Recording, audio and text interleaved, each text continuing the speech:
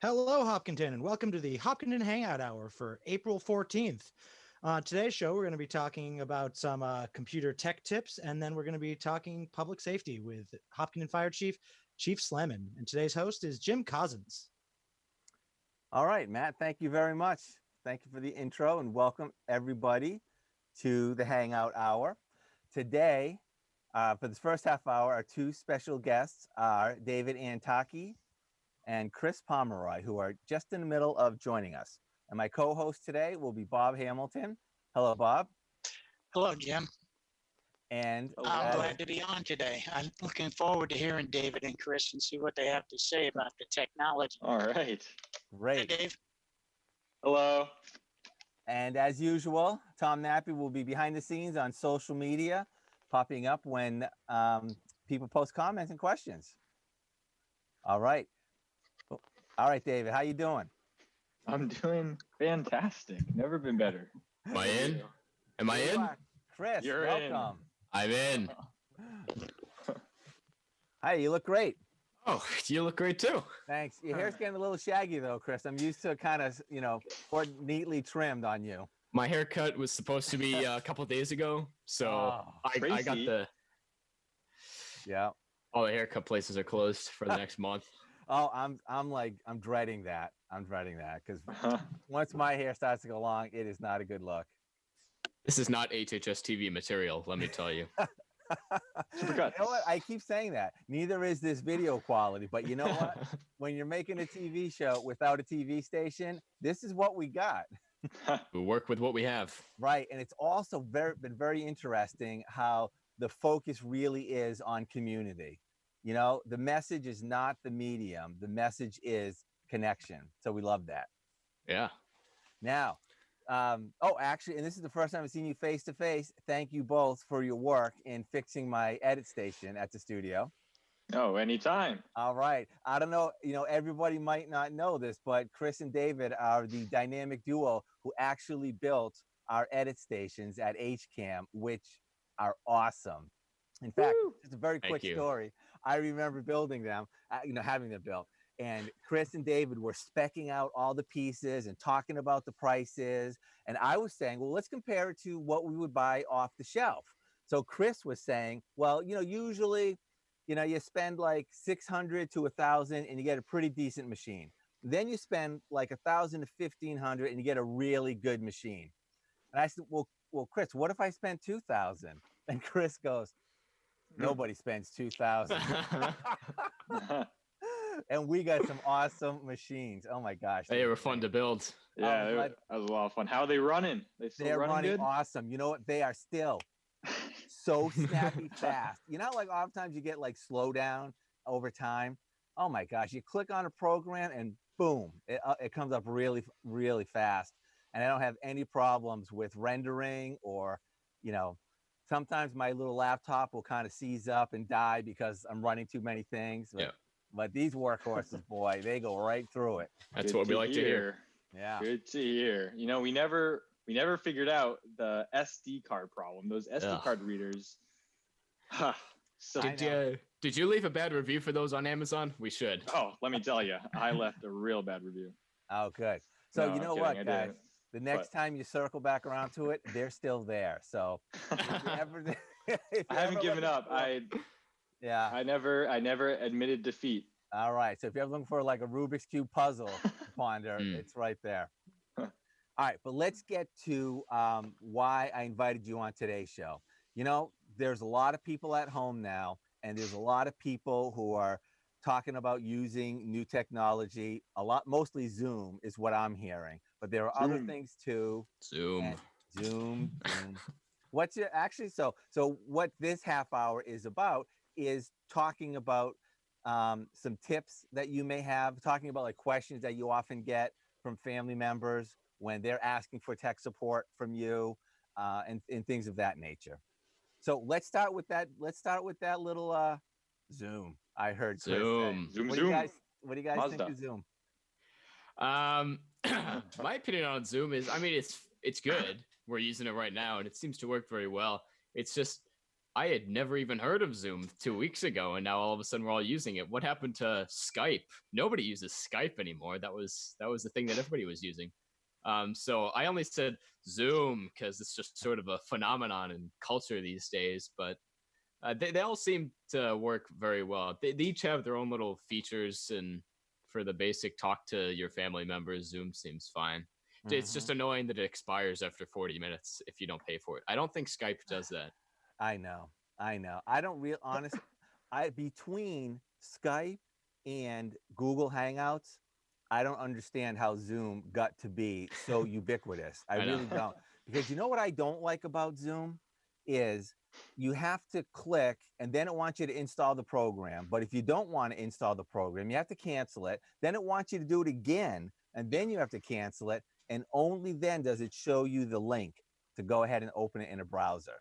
Mm-hmm. I don't like software that like forces you to try to install it. Yeah.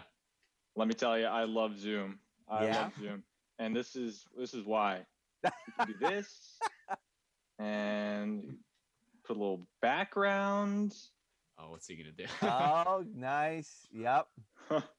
That's my brother skiing. But no, I think Zoom's great. Like the ability to connect with people through it. I always used to use Skype. Like back when I was younger, I'd always use Skype to call with friends and game and whatnot. But I think Zoom it's really interesting how Zoom has just like if you look at their stock, just like absolute like Zoom shot up. Of course, it's come down now, but it's incredible. I didn't know about Zoom until this pandemic, but I think it really became so ubiquitous because it's just so easy to use. Like I know you mentioned like how you have to install it and whatnot, but I mean I think that's why it's so. It's one of the reasons why it's easy to use is because you don't necessarily need to install it. You can just click the link and have it connect you to the meeting. Like you don't have to have an account. That's like one of the barriers or one of the steps to like use Skype. You have to install the app on your computer. You have to make an account. With Zoom, you don't necessarily have to do that. And that's why it's so all right. That's why it's so easy to use. I got some breaking news for you. You have to have an account now. You do. You used to not have to have an account, and now you don't have to install it. But after you cancel and then cancel again and say open in the browser, it makes you log in order to get to that meeting. Oh, really? I have a suspicion. I don't know, but I think it's because they were really getting hammered on security issues. Yeah. So I think they're trying to make sure that they know who everybody is. So if somebody keeps Zoom bombing, they can, restrict them or something like that. So it is a free account. It's like not a big deal, but you do have to have that now. And I don't know. What do you guys think about the security that they were saying has been a problem? Do you think they fixed that? Well, they announced that they were going to do a 90-day audit on their software. So hopefully that helps fix it. But I mean, that's kind of one of the problems you get with a startup that just kind of goes as fast as possible and just tries to get it out there. And that's why they're so ubiquitous, because they made it so easy to use for the user. But in doing so, they kind of lacked on the security. And, I was listening to a podcast recently about this. Like one of the things they used to do for Apple computers to install Zoom is they would install a web server in the background on Macs so that it could then do automatic updates and that sort of thing, and install Zoom kind of like on its own. But that's kind of like a sketchy way to do it. Yeah. And so Apple had to release a patch that like removed the web server, because even if you uninstalled Zoom, it would still leave the web server running. And so that's like one of the like weird things that they were doing to make it as easy as possible for the user. But so hopefully they start to fix those problems and make it more secure and not so sketchy in the background. Yeah. So who are you guys usually giving tech support to? Well, for me, it varies a lot. Of course, I help out people in my family. I helped out my uncle over a video call the other day. I help out some people in my family. I even have gone over to some people in Westboro who I know, and I drive over there and go to their house and help them. But I used to be a lot more active in that I've worked at the IT department at Northeastern, so I Yep. helped a lot of people there. Yeah, Um, yeah. So we saw some interesting things there. But it's usually these days it's just people I know, and it's not usually anything too time consuming. Mostly just hey, how do you do this on the software? How do you do that, etc. How about you, David? Yeah, same thing. Family, friends. Recently, we set up a Zoom call for my grandmother's 90th birthday, and my dad set it up, and so he was asking me how to use Zoom. Excuse me. But yeah, I mean, I didn't have to help him that much. Again, because Zoom is pretty straightforward, pretty easy to use. But I told him to set a password so that you don't get Zoom bombed, like you mentioned. Yeah. I even tried it. I even tried it once. I just typed in a random 9-digit meeting ID, and I got into someone's meeting because I didn't set a password. What'd you say? What were they meeting about? Oh, I don't know. It didn't. The meeting wasn't started, but I was able to connect to the meeting. I think you can't have a meeting without a password anymore, unless I noticed if you click the link that somebody sends you, and if it opens Zoom, then you don't have to type in the password. I believe that's just part of it. But if you send somebody a link and they don't have Zoom installed, they're going to have that password. I know the school system, HPS, is using this, and it was so funny. So everybody's getting ready. All the teachers are learning how to do this. And then Monday morning it starts. And Monday morning, the director of technology, Mr. Ghosh, emails everybody saying, so over the weekend, Zoom makes you now have to have a password. So here's what you have to do. Yeah. And on Tuesday, he emailed out and he said, well, that was fun. Let's do it all again tomorrow. So David, Yeah. David, did you and Chris have your own account for Zoom, or are you using something from school or from business that you've worked at?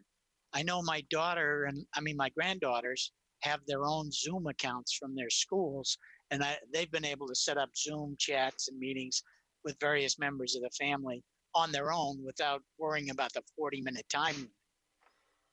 Yeah, I have my own Zoom account. I mean, it's not that hard to make. And the 40-minute thing, it's kind of interesting because sometimes it says like, oh, thanks for upgrading, even though you didn't upgrade. So I think that's something that maybe they just, for this pandemic that we're in, maybe just did that.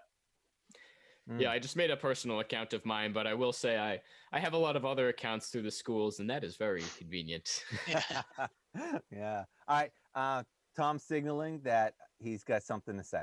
Well, folks, we are taking questions or comments on our YouTube page as well as our Facebook page. You can comment on the YouTube live stream. But David, your mother wants to know why you didn't tell her you're a featured guest today. It was a secret. I didn't want any external pressure, Oh, I know your mom. She's so pressureful. Is she standing in the background right now telling you to say that? No. She commented on YouTube. Oh, that's so funny. Tom, isn't that a good chance to mention that if anybody's interested in who our guests might be on the Hopkinton Hangout, they can always go to our HCAM webpage and find out. Well, there you go. I love that man so much. Good job. Thank you, Bob. Yes, we're working really hard we're putting more information on there now. We just switched how we go out on YouTube. So we have events now, so you can see in advance how far it'll be until the next show that we're doing. So trying to get more information out there to let people know. Nice. All right. Nice. Now, are you guys worried about what may be happening in the future with the availability of laptops? I've been reading, my wife's been telling me, and she's been reading too, that they think that, once this whole coronavirus thing starts to ebb, there's going to be a shortage of laptops because parts and pieces or whatever are going to be in short supply. Have you heard anything about that? Chris? Well, I don't really read the news that much, so I haven't heard about that. But I'll give my 2 cents on it. I think that that's a very real possibility. But we actually bought a laptop a few weeks ago to work at home. So I feel like even though the supply might be dropping in the near future for computer parts, I think the demand for computers spiked significantly right now. So if they're not experiencing a shortage right now, then I don't think it'll be that big of a problem later, because in a month or two, everybody already bought their computers. They don't even want to use their computers anymore. They want to go outside. So I think if anything, it'll be, the demand is going to go down with the supply in the future. Right. My All right. econ teacher would be so happy right now. So you just bought one. That's so interesting. Chris, tell us about the vetting process and what you ended up with. Let me tell you. Okay. It was actually for my father, because he had to start working from home, and he didn't need anything that powerful. He just needed something that he could log on to his work remote desktop with. So we went to Best Buy and we took a look at the offerings, and I wanted something in like the $600 to $700 range, because if it was any cheaper than that, it might actually be slow and annoying to use. But if it was any more expensive than that, then that would be kind of a waste of money. So we went in and I said, oh, so I like Dell, and the guy showed me a bunch of expensive Dell computers, and I said, I don't like Dell anymore. Show me something else. So we went over and got an Asus computer for $700, I think. The most important thing I was looking for was that it had a SSD, a solid state drive. Yeah. Then it would be a lot faster than that SSD. Wait a minute. Do they still sell computers that don't have SSDs in them? Exactly. Wow. I think they might. Yeah. So. Wow. That was my main criteria. Have you guys ever? Oh, actually, so you know what? I was looking at Dells a while ago. I originally used to buy Dell computers, and then something happened. I did not like them, and I went to HP. Then I was looking for a laptop, and the XPS laptop just looks so great. I actually had to get one, and I've been very, very happy with that laptop.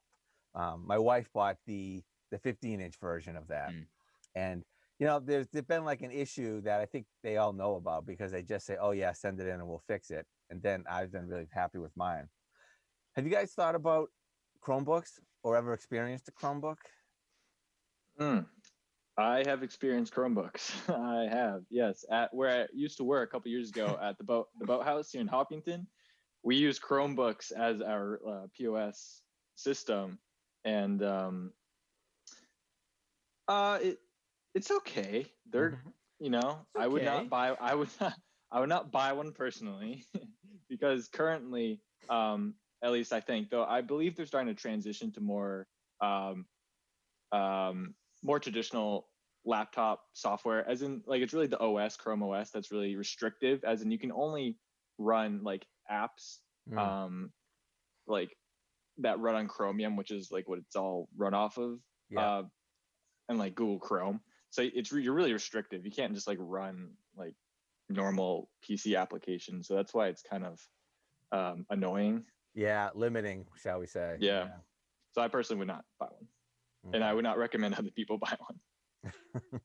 Yeah, unless you really know what you want to use it for, then maybe it's fine. But if you're looking for a computer, then I would recommend not. I also really like Dell computers. I was the Dell sales rep at Northeastern, and had to fix all the hardware broken computers there. So they're built pretty well, and they're reasonably priced. Yeah. Not sponsored by Dell. Neither am I. Yep. I have a Dell as well. That was my new laptop last summer. I'm on it right now. It's great. All right, let's take the full survey. Bob, what do you got? I've got an Aspire 5 now, but I've had 2 Dells and a Gateway. If any of you remember those, I think they were bought by HP. So yeah. No, I'm satisfied with what I have, but I don't know if there's different categories of computers. I know you, Chris, you categorized them by price, but if you weren't doing it by price, how else would you categorize it?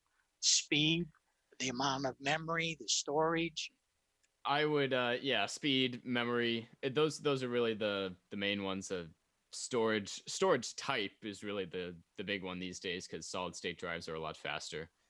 But when they say speed, is that how fast you throw it against the wall when it doesn't work? Yeah, it can be. They don't usually advertise that one though. Yeah. Bob is old school. Yeah. If it doesn't work, hit it harder. Right. And Exactly. how do you compare them on speed? Because most times when you see them talking about things, they will say, oh, the i5 series, or they just have a bunch of gobbledygook numbers and names. Yeah. You You really have to know what you're talking about to know what they're talking about. So I can look at something and say, okay, yeah, that one's probably a lot faster, but anybody who hasn't, had a job in IT before has no idea what that means. So basically higher numbers mean better, and that's really all that that's as specific as I can be. No kidding. And what are the two? Intel and what's the other chip maker? AMD. Yeah. Have you noticed any difference of those, or have you had experience comparing? Well, actually, the new laptop that we bought, it had an AMD processor in it, which was like a first for me because AMD was really trailing behind Intel recently, especially in the laptop marketplace. But now I felt comfortable enough buying a laptop with an AMD processor. So big changes. They made a big comeback. Oh. Yeah, David? What did you say? Sorry? No, I was saying they made a big comeback, AMD. Oh, a couple years ago, I was thinking about buying stock in AMD when they were in 2018 before they announced their new Ryzen line, but I did not. I didn't even think their stock went up that much though. Oh, right. I mean, in 2018 it was like $20 a share, and now it's like around over 100, I believe. Okay, all right, so corrected. Not a bad premium there. I'm kidding. 54. Oh, okay. So, Chris, what's the speed of your dad's laptop? What's its processor speed? Oh, beats me. I think it's an i5, Core i5, so it's got 4 cores and probably 3 gigahertz at least. Oh, really? That's pretty good. Yeah, it's good. Yeah.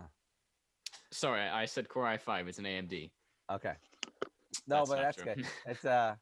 It's basically equivalent to a Core i5. Right. Yeah. Do you think if you just pay attention to the gigahertz that is a good indication, or is it like a totally separate but equally important attribute as how many cores and stuff like that? It's it really depends on what you want to do with your computer, because you only need the extra cores if you're running programs that take advantage of them. So if you're just browsing the internet, having more cores isn't really going to help, unless Chrome can spread the workload across a lot of cores, like if you have a bunch of tabs open, which I don't know actually. Maybe and you know David what? knows. I keep hearing about that. Your computer's bogged down. You have so many tabs open. How many tabs are too many tabs? Ask David.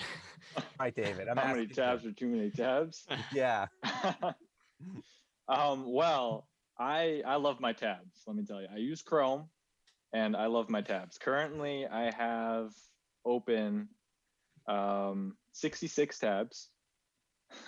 That's a lot of tabs. And David. so I would say maybe like 100 is too many. Of course, you gotta watch out for your memory. Make sure you're not using too much, or you're gonna have some issues. Yeah, I have an add-on to Chrome that I found many years ago that I love. It's called Tabs Outliner, and what it does is it organizes all your tabs, and you can close the tabs and it'll save them. You can group them. So like I have groups of tabs for like when I'm in school or in classes, I have like a group of tabs for each class, and then I can open up that group to go back to all the things relevant to that class. And yeah, I use a lot of tabs. I'm not shy about that. I don't use a lot of tabs. No, I don't use a lot of tabs either. Though I will be honest with you, my daughter made a face at you, David, when you said 100 tabs is too many tabs, because apparently it's not for her. But I was just just the other day that the latest Google Chrome update has a new tab wrangling feature that this person was very enamored with. Oh, really? Yeah. Did not know that. I wonder I how it don't- stacks up against the famed tab manager. I Yeah, know. I'll have to take a look. I'll have to take a look. All right. Yeah. So when you are helping your family and helping your friends, other than the basics of installing Zoom, which, it's not really that bad. You just kind of follow the prompts. Do you have any suggestions that you give them about using Zoom? Because that seems to be the most ubiquitous one right now. And you may have this one, but I'm going to give this. This is my favorite one that people say, "Oh, wow!" And that is when you're muted, you can press the space bar to momentarily unmute yourself. That's my favorite. Like push to talk? Yes, like push Wow, to talk. okay. I didn't know Look at that. Yeah. Oh, I just muted my video. That's what I did. So I love that one because everybody, you're coughing and people are making noise, and that's a really That's nice good. way to Yeah. kind of manage that. Yeah, I am by no means a Zoom expert, Okay. but I know how to use it. I guess Figure it my out. recommendation would be if you're on an important video call, like with your business associates, if you're done with the call, it's never a bad idea to put a sticky note on the camera just to be sure. I mean, even somebody as savvy as me is saying that because it's really easy to accidentally leave it running. So No kidding. I wouldn't take any shame in putting a sticky note All on right. the camera. And so you're doing that just because people are running, not because of this concern that somebody's going to hijack your webcam and turn it on without you knowing. I still don't have an answer to that, but I don't leave it on all the time. So I guess that is my answer. Yeah. It's really more to just prevent any embarrassment of insulting your boss right after you have a meeting. Oh my gosh. I can't even say it. There are some some examples out there of people having mistakes. There was one, this person was having a meeting and her boss turned herself into a potato and didn't know how to turn that filter off. So she had to do the whole meeting as a potato. That's why we like Zoom. Oh my gosh. I love Zoom. Yeah. You know what I keep saying? One of the best uses of this invention called the internet is the collected wit and wisdom of our society. Because as a whole, we are hysterically funny. Yes, we are. Yep. If I might interject, this Sunday I Skyped with my daughters and granddaughters down in Maryland, and my youngest granddaughter is in 4th grade, and I asked her how she liked doing her homework and classwork on Zoom because that's what they use. She said, "Well, it's fine, except when Jason takes over the Zoom and locks out the teacher and then starts putting his own pictures up, then we don't like it because that's 4th graders for you." Yeah. Yep. I know, 4th graders. All right, guys. Well, this half hour just flew right by. And I'd like to have you back to talk more and talk about your experiences now finishing out this year online. Yeah. And how life is going for you guys. So Definitely. we'll be in touch, and thanks so much. Thanks for all you do. Yes, no problem. Thank Our you. pleasure. Thank you very Say much. hello to your mother for me, David. Will do. Yeah, me too. All right. Okay.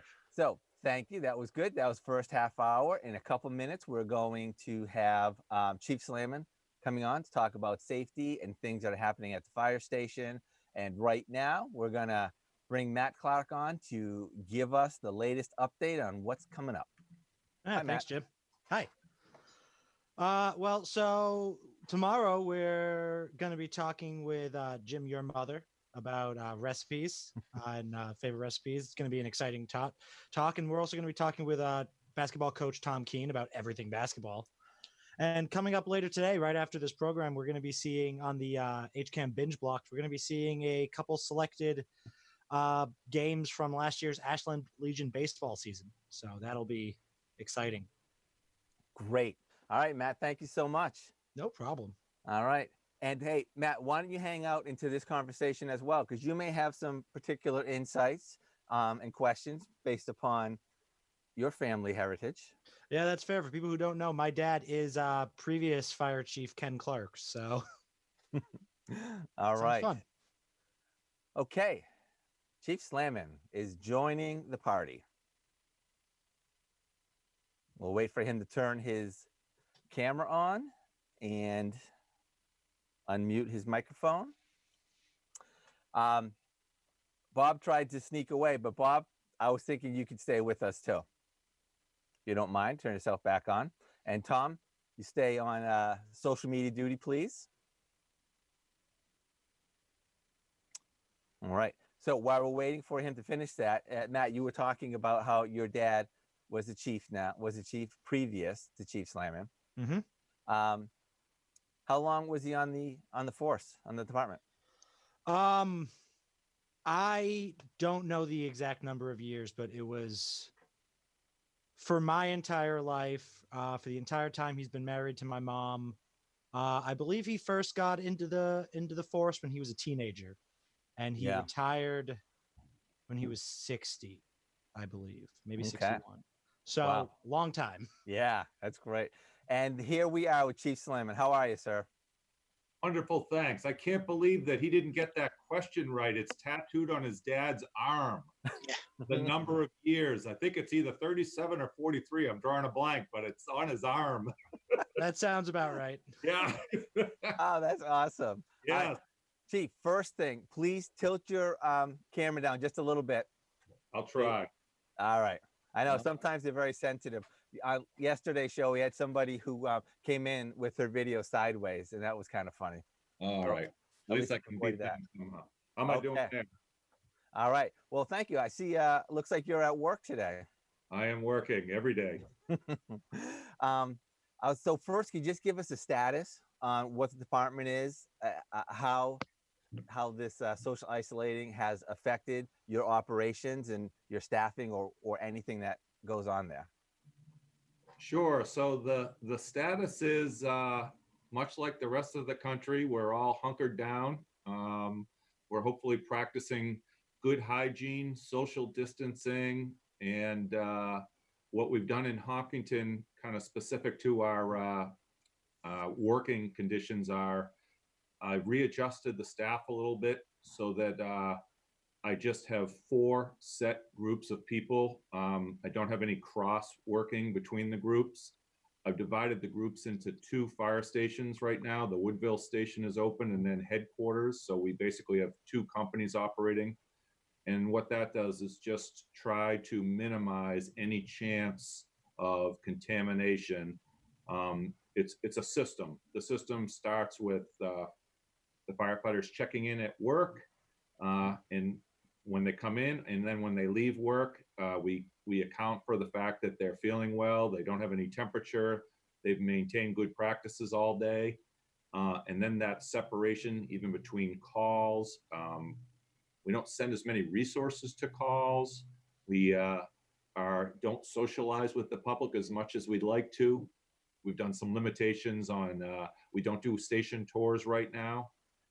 You have seen some new programs where we've done some of the birthday parties where we're out with the police and trying to bring some joy to the community, all while honoring that social distancing rule. So that's kind of my quick opener for you. Yeah, I was just noticing, I was on your webpage today, and it was talking about that the station, you should not just come down there and just like pop in. Right. So we're lucky because we had increased our security here anyways, just as a good practice. So, for example, we just had some member of the public that happened to have some protective garments that they were willing to donate to us. So I share that story. That's a wonderful thing right now. It's still a challenge to get enough PPE for everybody.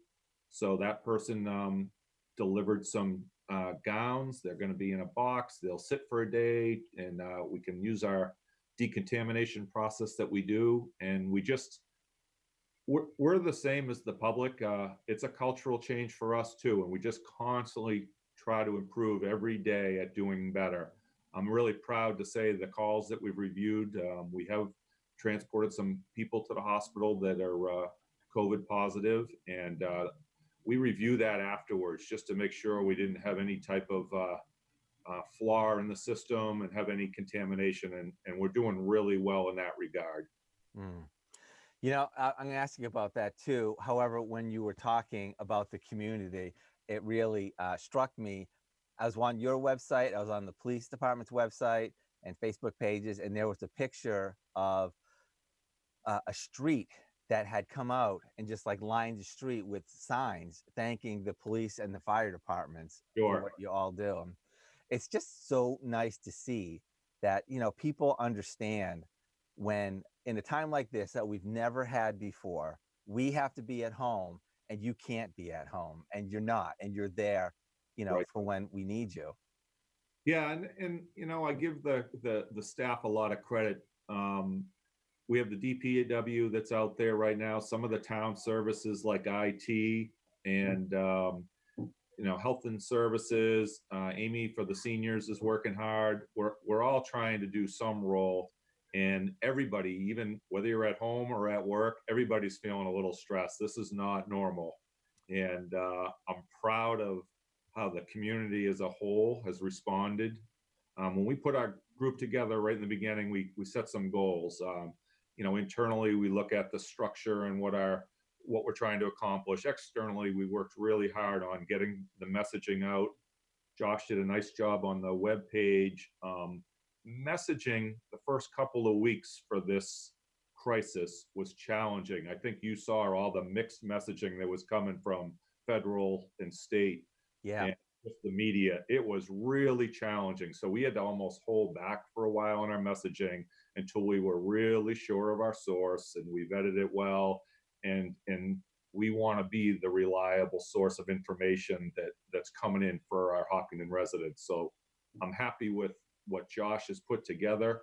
We literally did a committee inside of our Hopkinton Emergency Management Group that works that. It involves the schools. It involves basically 20 different groups in Hopkinton that help us so that we're not off track, that we have some unified messaging, and that's been our goal.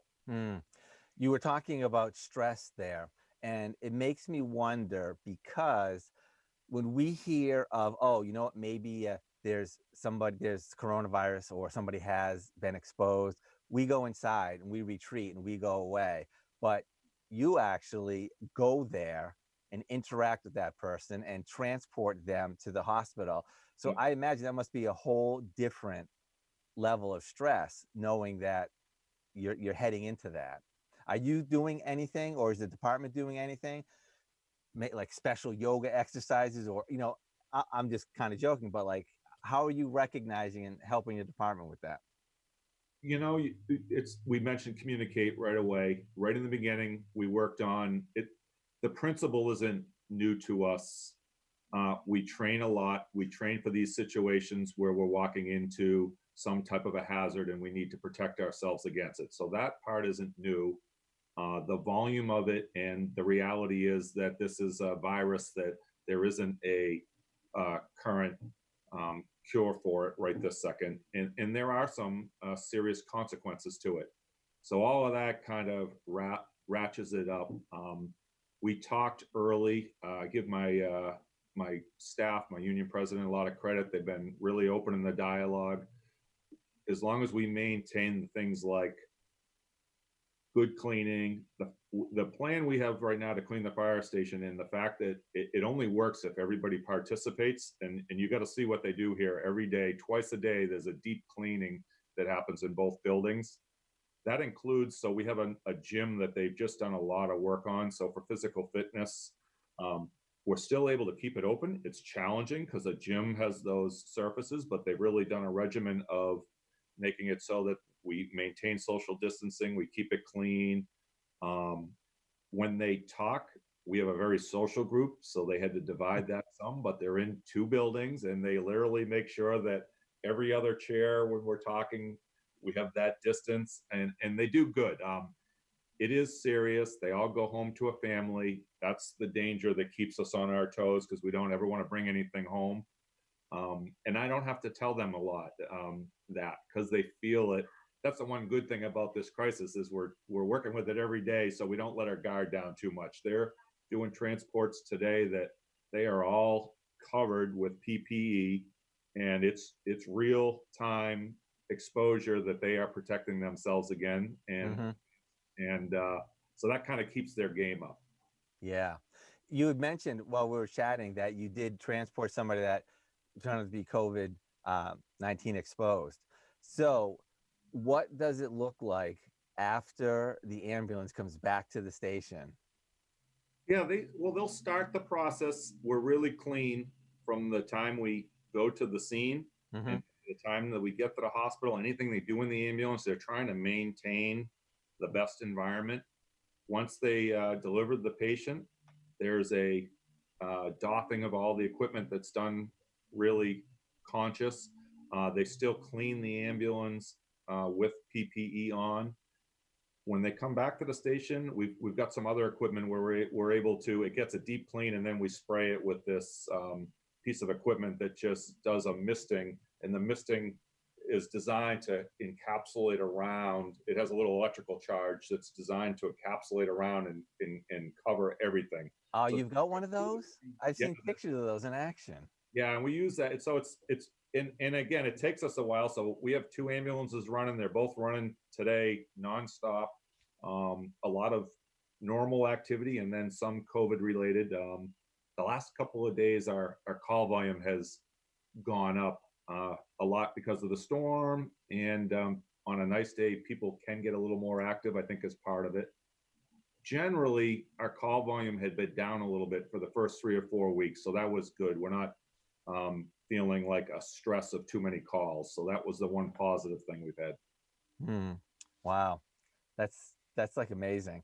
Did you have that fogging thing before, or did you get it in response to our current situation? That was in response to the current situation. I have to give a lot of credit to the school department, because they have a lot of equipment that they do some deep cleaning already, and they were able to not only assist us with the Board of Health and some of their nurses helping with them, but they helped us for fire and police with some equipment. They had extra eye protection.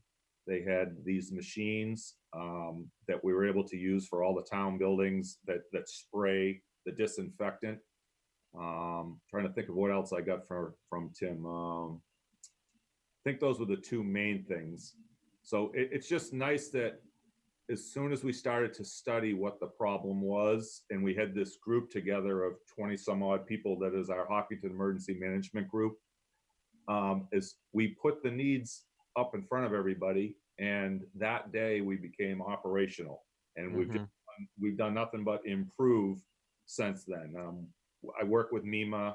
We get supplies. We actually are well supplied as a town and as a community for police, fire, DPW. We're all able to stay operational and practice to be prepared for somebody needing help. And if they are infected by the virus, we can still go in and get the job done safely. So we're almost ahead of some communities in that sense. It all depends on how well we do, that the volume doesn't rise too much, and sure that we don't expose our first responders and lose them from service. So we had a couple little test cases right in the beginning of this. I was one that happened to get a fever, and we were like, oh, we can't afford. I had to go get tested because we can't afford to have me near anybody and lose more people.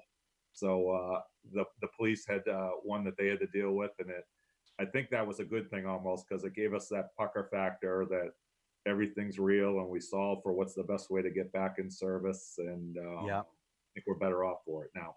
Did you have to isolate? I did. Yeah, I had 14 days. And I was able to get a test.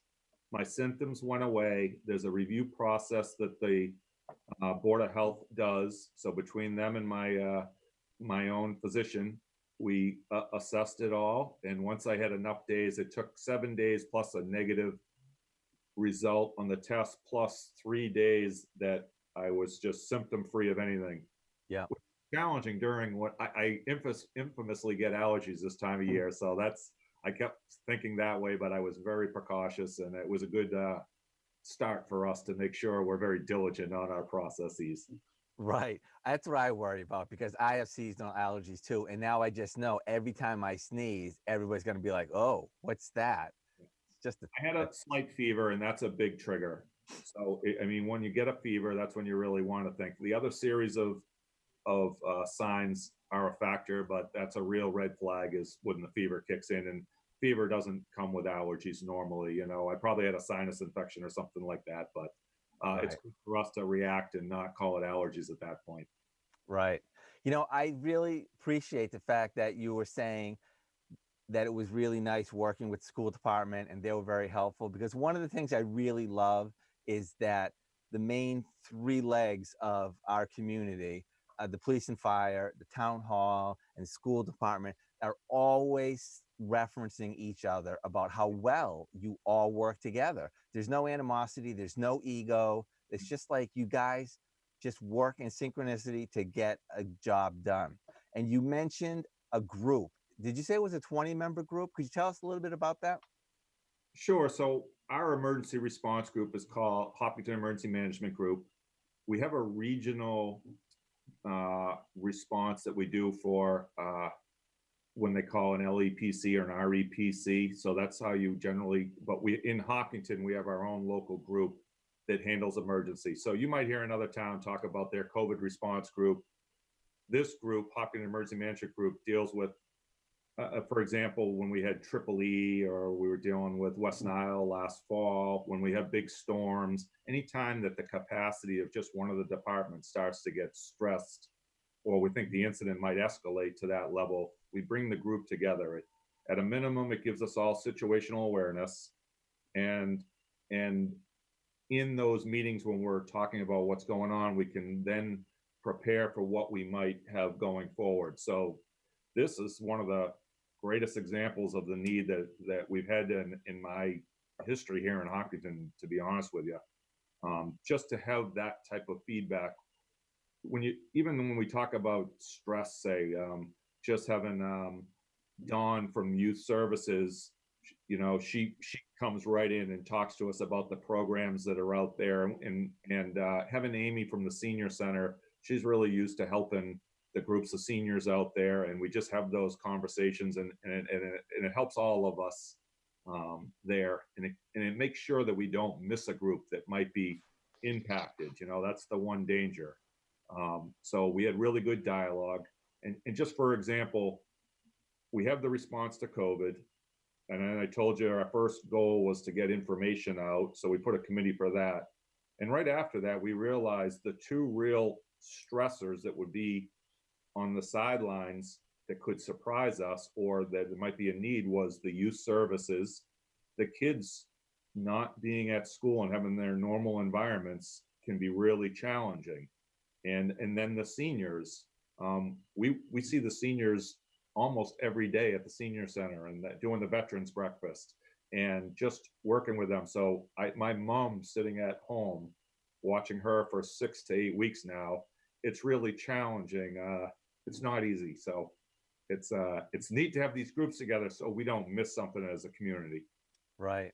Kind of switching topics a little bit. I'm wondering, because you're the guy in charge, how is this environment affecting your budget and all of your operational needs?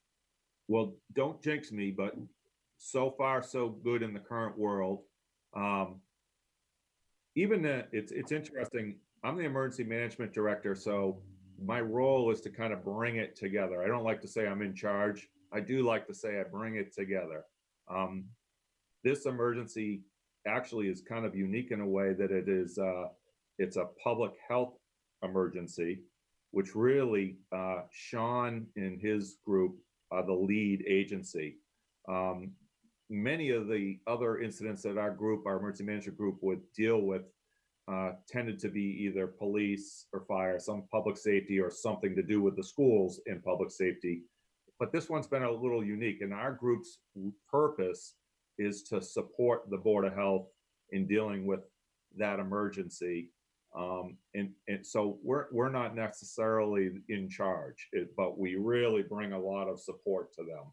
Mhm. Specific to the budget question, it's a good one.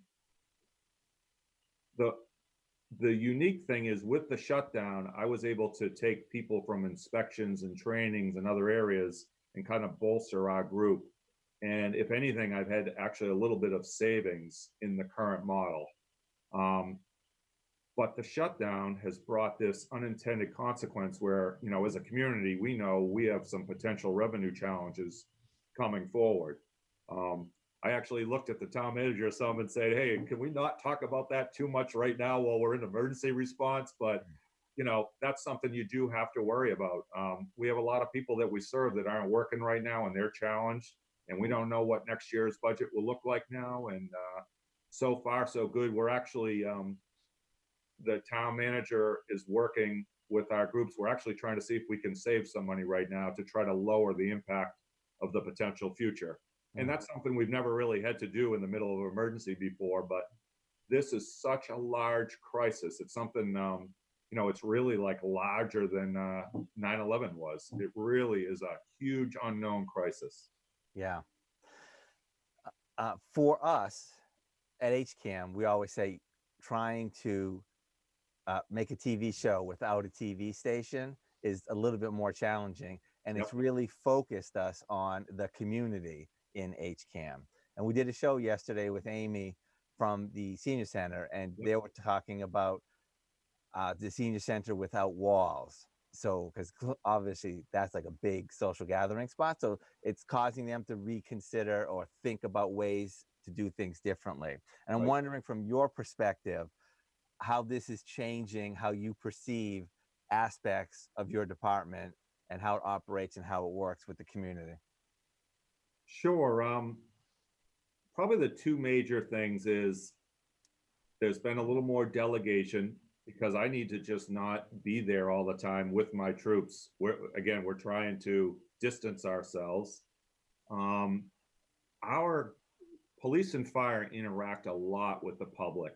So even when we've been challenged, you mentioned a picture of the community thanking people, but we've had to chase that and make sure we are able to maintain social distancing. A few of those pictures weren't great because the community got too close, or our own people got a little close. So we've had to monitor that a little bit. And those are probably our biggest challenges. We're used to shaking hands and hugging kids and putting them on fire trucks and doing that interaction. So, but we're getting better at it. And I've said all through this crisis, that's been our goal. Let's get a little better each day. Mm-hmm. All right. Our time's starting to grow short. I just want to check, Bob, just something you wanted to say? Well, I wanted to ask the chief, I know that he mentioned personnel problems and coordinating and organizing the personnel between here and Woodville. But I wondered if any changes in leadership have happened besides the chief of police leaving, if that's having any effect on the planning or the process that we've been going through to stay safe in Hopkinton. I don't know if anybody's been affected by the coronavirus that's left the management team, or anybody new that's coming in. Can you speak to that? Yeah, so one of the big preparedness, there's kind of a lucky exercise we're in the middle of right now. We are just rewriting our SEMP, which is our emergency management plan for the community, the hazard mitigation, and then the third document is called a COOP, which is a continuity of operations. We were all in the process of rewriting that, so we're literally almost doing that live now. We have those templates distributed, and you always have to say who is the second and third person, almost like the New England Patriots.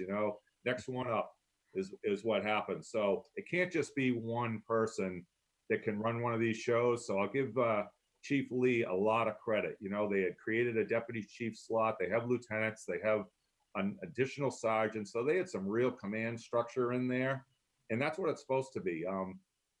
I was sick 1 second later, I was quarantined for 7 days. So, my group had to be able to operate. I have a deputy chief. I have staff that works upstairs, administrative staff.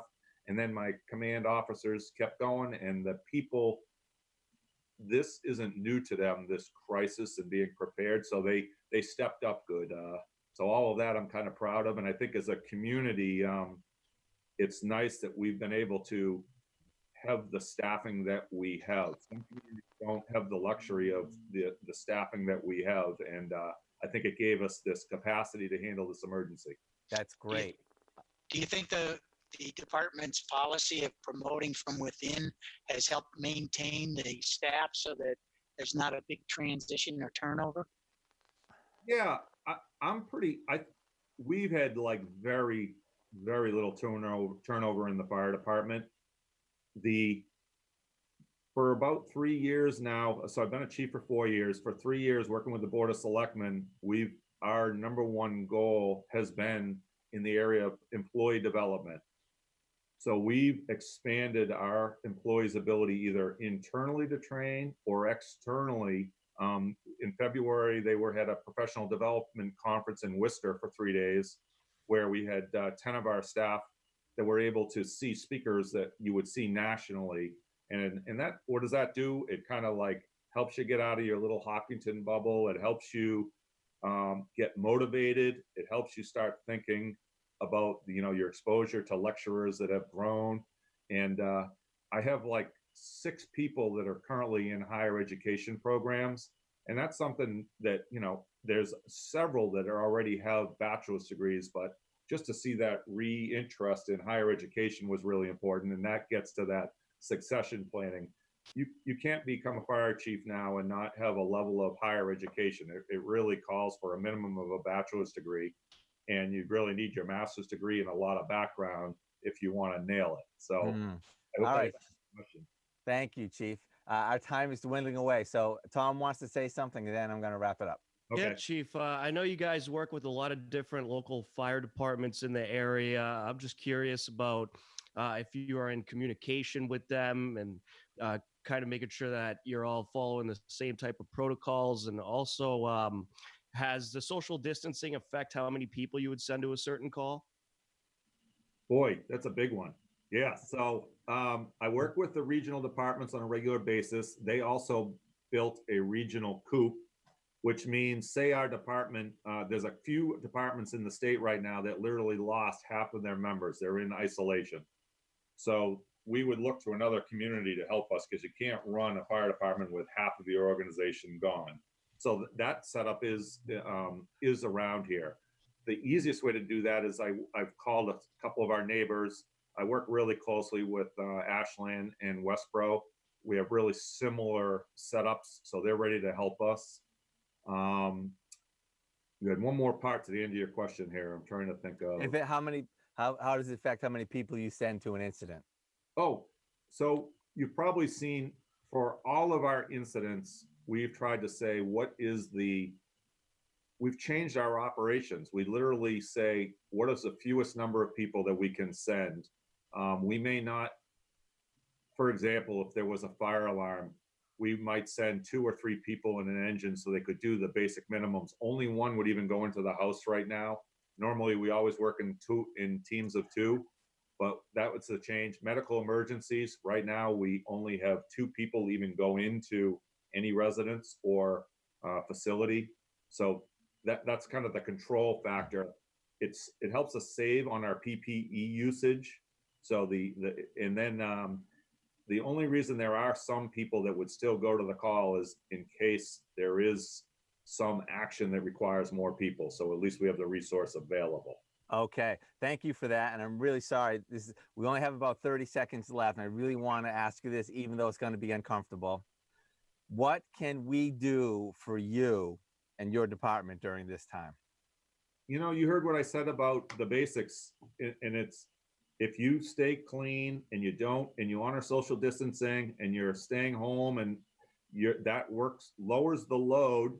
I know you've heard that a bunch of times, but it takes everybody to do that. Our call volume in the last month has been down. That's a good thing. That leaves us capacity. So for that, I thank everybody. All right, well, Chief, we all thank you too. Okay. Yeah, we see you in the toughest situations, and we hope to talk to you again soon. I really appreciate the opportunity. Thank you very much. Take care. And thank you for watching this Hangout Hour. Please come back tomorrow where we will have more conversation with Hopkinton.